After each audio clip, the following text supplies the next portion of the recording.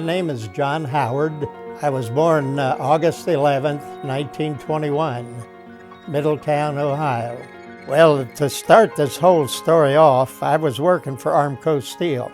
And Sunday afternoon, on the 7th of December, I think it was 4 of us had gone up to Germantown, Ohio, where there's a big Germantown dam. And we used to go up there on the weekends and swim. We'd been up there that day, and on the way back, had the radio on, and it comes over the news that Pearl Harbor had been attacked. Nobody knew where Pearl Harbor was. That's a fact. Nobody knew where Pearl Harbor was at that time. So when I went to work the next morning, I told my boss, I'm leaving tomorrow, which would have been Tuesday. This is on Monday, then Tuesday. I said, I'm going to Cincinnati and I'm going to join the service. Well, when I got home that night, I told Mom and Dad. Of course, they just went right up in the air. And my uncle was one of my favorite people. They got him to come over that night, and he talked me out of it. He said, John, this war's only going to last 6 months. Don't leave your job. It's not going to last. That's how close I come to going in right at the beginning. 1940, and I believe this, 1942 in April, I had been in Baltimore 4 months. I don't like this shipyard. I don't like this getting up at 6 o'clock in the morning and catching a trolley out there and hobnob with all these cons, and that's what they were, everything. I decided I'm going to join the Air Force. Well, there's a young fella from Marietta, Ohio, by the name of Nick Jaggeson, little Polish boy. We were working together, and we got talking about it. We decided to go down and enlist in the Air Force. So we did. Filled out all the papers, took all this necessary stuff, and they said, 3 days from now, you'll get your notice. You'll have 7 days to go back to your home, get your affairs in order, and you'll be called. 7 days go by, no notice. 2 weeks, no notice. After a month, we said, we're not going to do it now. I can't understand how that could have happened. You know, here's 2 live bodies in April of '42 wanting to join the Air Force. But that was it. We never heard from them. The shipyard I was in Baltimore, Maryland, down at the end of Francis Scott Key, where the fort is there, on down to a little place called Brooklyn. There were 35,000 men working there on the day shift. And if you had an outside job with rain or snow, somebody had to help you provide shelter over it. Like if you had a job to weld, had to be done. Couldn't put it off till tomorrow. And we used to save cardboard from boxes to put down on the deck, maybe where it was snow, and we'd get a burner. I did a lot of welding on that. We had a burner. You get him to come over with his torch and melt the snow and dry off the deck. Well, the minute that was dried, then it was cold. And you wore leather pants and jacket, gloves. But it wasn't very long till that cold come right through that leather. So if you didn't have cardboard or something, you could maybe stay there 10 minutes. You had to say, hey, buddy, would you come and warm this up again? We built the Liberty ship. You know what that was, the big cargo. It was a Liberty ship, and LSTs. 16 what they call dry docks is where the ship would be laid, the keel would be laid, 16 of these, and that's a long haul. And we had 8 wet docks. When that ship was ready to come off the dry dock to get over to the wet dock, then it was launched and tugs pulled it over to the wet dock, and you followed that ship and finished up whatever you used to do on that. They were shipping those out of there, I forget how many a week, And we had dignitaries come in there like Ms. Roosevelt and all the big dignitaries. And of course, when they launched that ship, like you've seen in the movies or news, and the big deal was to get up there and see him break that wine bottle. That was big. Whop against that ship, and she'd go down. The minute it left the dry dock, the crew went right back in, started laying down the keel for the next one. I never did get to go on a trial run, and I always wanted to, but I never did. They'd go out into Chesapeake Bay, maybe for a day, and they'd shake down that ship engine-wise, and had a huge big, our shaft on those Liberties was about that big, and it was in 20-foot joints that was bolted together. Quite a deal. My brother, 3 years younger than me, when he was a young fella, broke his arm right here. And in the process of getting that healed, they put his arm in a cast like this. And they had a ratchet here that they could put pressure on this, keep his arm out. In the process of doing that, they weakened the tendons around his shoulder. Every so often, at night when he'd go to bed, if he had to sleep with his arm like that, that ball would drop out of there, which happened one time with me and other times. So, make it long story short, he fell in the shipyard. He was working there with me off of a scaffolding. And when he grabbed to catch the plank that he was on, a big wide plank, pulled that arm out. Well, then they get the medics. They had to carry him to the hospital there in the shipyard. And he wound up having an operation. They went in there and wired this together. He couldn't go back to work at the shipyard because the shipyard wouldn't hire him back now. He's not physical. He lost his deferment. He didn't tell me. So he went to the armory he was called to, lost his deferment, he was called to pass his test. He couldn't do it. And that's when we found out about it, I think. So when he lost his deferment, I'm not going to let my brother go in the service and me still working in the shipyard. No way. So I turned my deferment in. My dad was in the Army in World War I. My brother, next to me, was also in the Navy. He was stationed in the Pacific too. He was a gunner on a Douglas dive bomber. He was stationed on Johnson Island in the Pacific. At that time, brothers couldn't serve on the same ship. That was due to the Sullivan brothers, that was killed at the beginning of the war. They were all on the same ship, and they all were lost when that ship was sunk. An LST-957.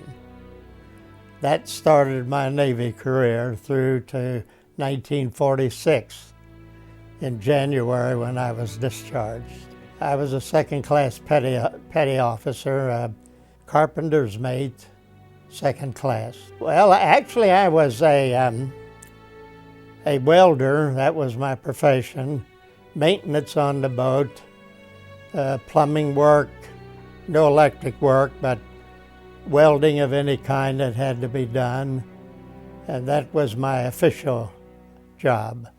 Well, actually, the LSTs didn't actually have a name per se. It was a number.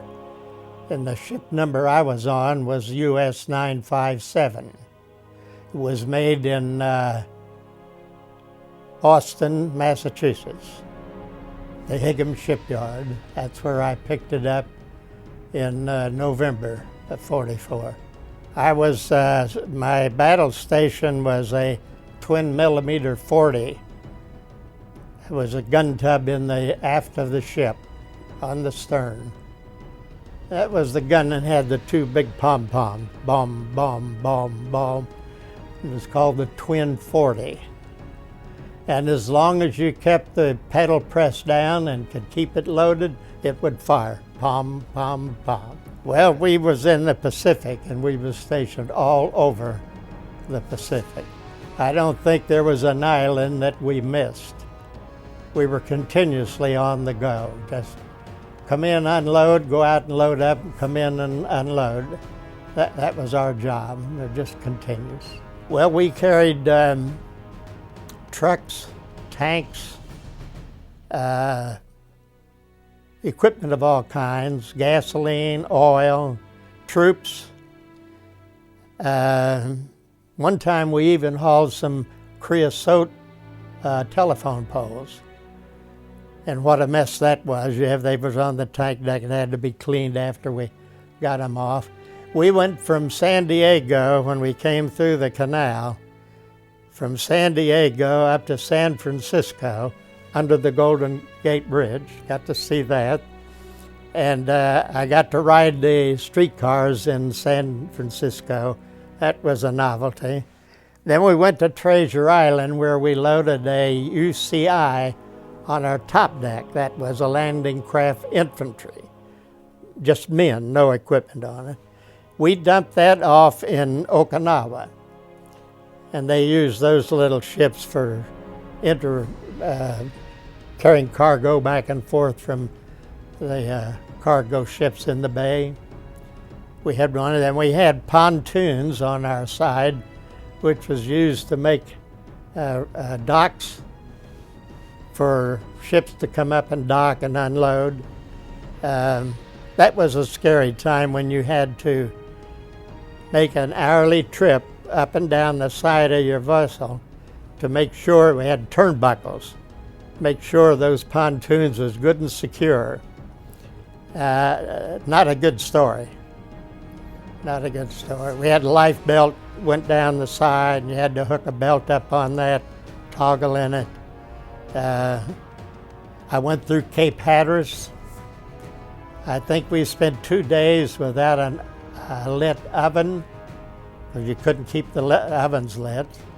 And we lived on coffee, cold beans, Spam, and we finally got through it.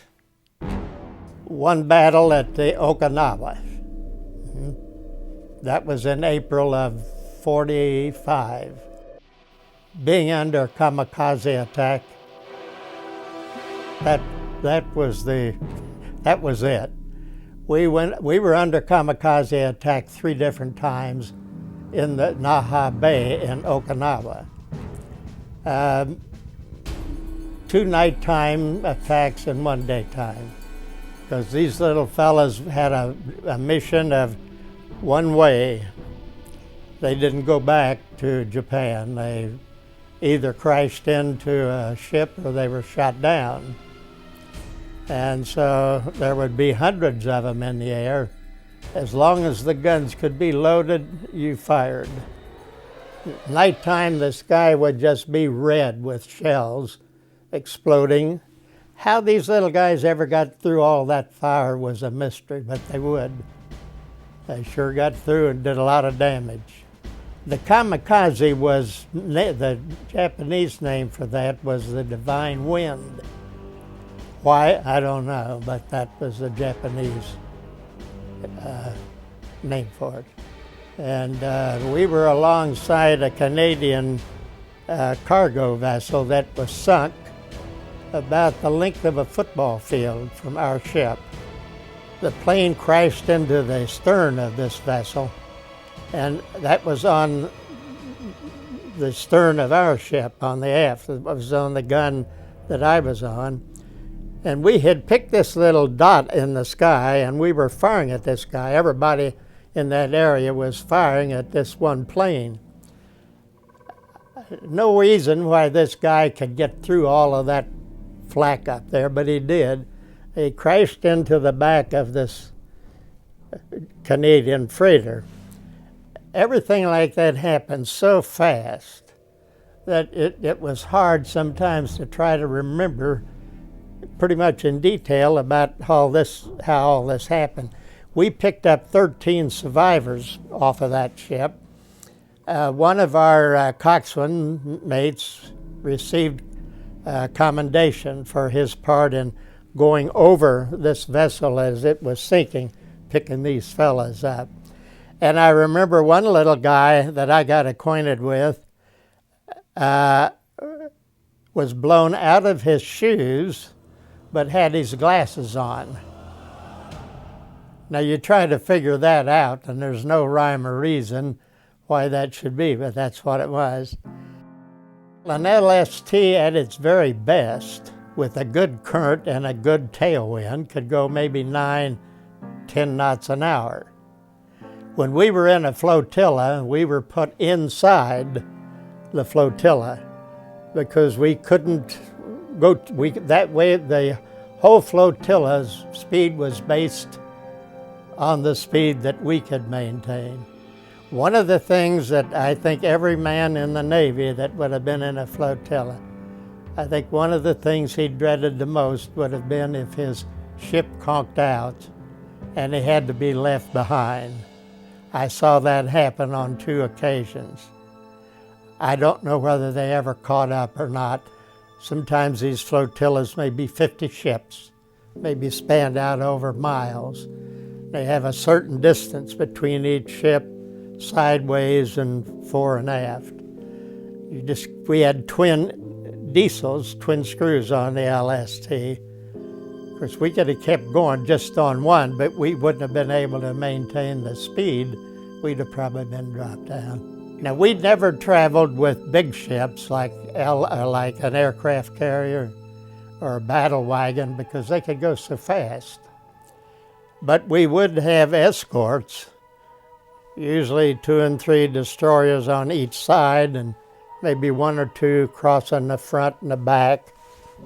I don't ever remember a submarine attack when I was ever in any of that. One bomb would have put our little ship on the bottom because it was just like a bathtub, you know. So we had a burning can, you had to burn that, and if you had anything disposable that you wanted to get rid of, we have a detail maybe at midnight. They'd dump that out because a lot of that stuff would float.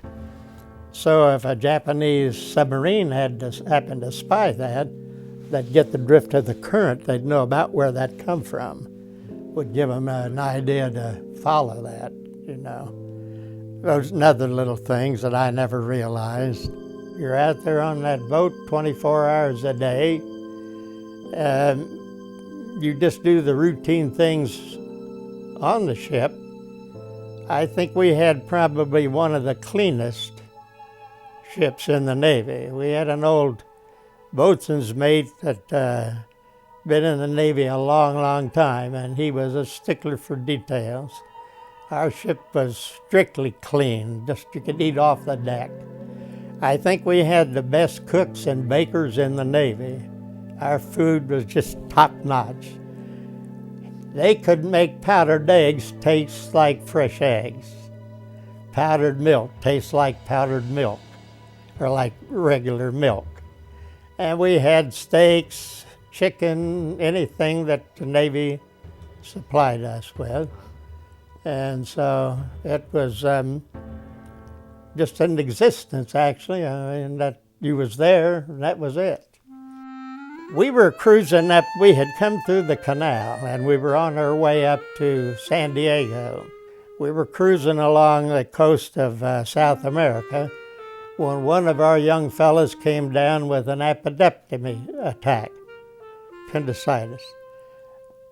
We didn't have a doctor on our ship at that time, so we found a little hospital, little town along the coast somewhere. I couldn't tell you exactly where. But we went into this bay, and it happened to be a banana bay. So we pulled up along this long, long dock that was piled with bananas over our head, all green, getting ready to be shipped. We loaded up 105 stalks of bananas because the natives there wanted cigarettes, and for every pack of cigarettes we gave them, they gave us a stalk of bananas. Now these bananas began to get ripe all at the same time. So we're cruising up, we had them hid everywhere you could put a stalk of bananas. And we ate bananas in every form that's known to man. pies, cakes, ice cream, everything. We got into San Diego, and we still had bananas hanging on under our gun tubs, keeping them in the shade. And as we passed these ships tied up there, they were hollering, "Give us bananas," which we did to get rid of them. That's the story on the bananas. On the way down from Boston, we stopped in Cuba. And silk hose was, you couldn't buy 6 hose in this country. So I sent Mom 2 pairs of silk hose, which she just found the other day, by the way, yes. And then she had a sister was a nurse in Hawaii. So I got to visit her and her husband on 2 different occasions. And that was probably maybe a highlight, just to land on Pearl Harbor, you know. We've been back to Pearl Harbor 1 time since, but it isn't anything like it was the days that I was there. I think my sister and somebody, maybe June, had a list of islands, all of the islands in the Pacific, and we used the name. Like I might write her a letter and say, "Have you seen old Joe recently?" Well, Joe meant a certain island. She just had to look on her list, and here's Joe opposite of this island. So we went from Pearl Harbor to New Caledonia, Espiritu Santos, the Marshalls, the Philippines, Japan, Okinawa. A little LST like we were on was 327 feet long, and we were never still. We were just on the go continuously. And we wonder sometimes how we could have sailed the number of miles we did, because we didn't have a port. That was our home right there, and that was it. Anchored in a lot of harbors, but maybe just for a night or someplace to pick up supplies. There was a little group of islands called Ulithi. That was a storage area for supplies for ships on the way to Japan and Okinawa. We spent 2 or 3 stops there, just long enough to load up, get fresh oranges and apples and that food like that. I rigged up, another fella and I rigged up a big 1/2-inch drill to make ice cream, so we didn't have to crank it. So that was one of my volunteer jobs, along with a couple of the other fellas.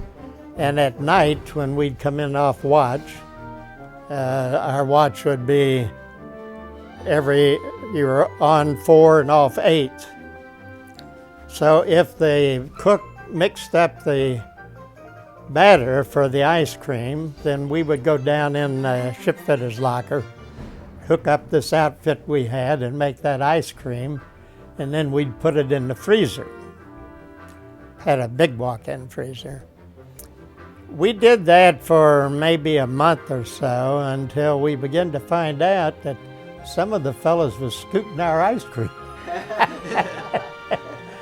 So when it came when they wanted ice cream for a meal, we didn't have enough ice cream, so we just quit that. We got in Cologne. We had to get in line to go through the canal. It's just ship after ship after ship, going and coming. There were 2 submarines on the Atlantic side. One was named the Sturgeon. Never will forget that. We went aboard both of those. We got to go aboard those. I remember the first one we went on, we was on 2 different nights. We were there 2 nights. We got pie and ice cream. These guys lived high. And on the second, we just got ice cream.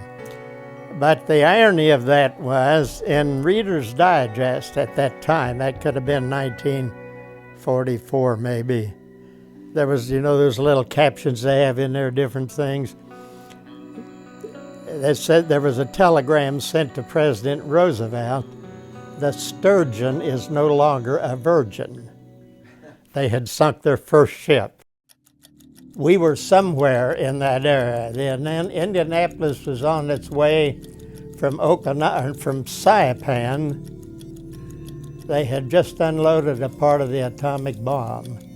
They were headed back to the Philippines. We were somewhere in that area when the bomb was dropped. We were at sea. We got the news on the radio, and we didn't know what an atomic bomb was. That was something new to us. We didn't realize what had happened until we got to the Philippines, and then the news began to come through on what this bomb was and how it was made and the secrecy of all of that. We found that out after we got to the Philippines. I'm not even sure that anybody here in this country knew what had actually happened, because that was the beginning of a different world. If they hadn't dropped the atomic bomb, you wouldn't be talking to me. We were set to go to Japan. We were in the Philippines. I made 3 trips up there, taking supplies, gasoline, oil, troops. We were in the 5th, I think it was the 5th Armor that was to go. So we were poised to go to Japan. I wouldn't be sitting here talking to you now. And the world would be different, much different. Let's see, we got in San Diego, coming back. I hadn't been paid in 6 months. I didn't have a red copper, not a penny. At that time, you needed a nickel to make a phone call. So we get in San Diego, ship after ship after ship, and fellas going USOs in different places, and you're wanting to make a phone call home, but you don't have a nickel. So you'd get some good-hearted fella would stand and wait for he may say, I'll wait for 6 of you. And they used the same nickel to dial the operator, collect. You got your nickel back. You had it to the guy in back of it. He made his phone call. So I guess I made maybe 2 or 3 calls to her. Then we went into, another fella and I went into the USO in San Diego. And I made courtesy of Pepsi-Cola, I made a tape, a disc, and sent to her from the USO there. I made the trip across from San Diego, and I don't remember one incident, except one that we stopped at some place in Texas at a little Red Cross station and got coffee and donuts. I don't remember what we ate on that train. I don't remember how I slept. I don't remember one thing about it. Another thing, everybody sees the same thing differently. You can have, I don't care how many, that'll witness something, and out of that you'll have dozens of different views on that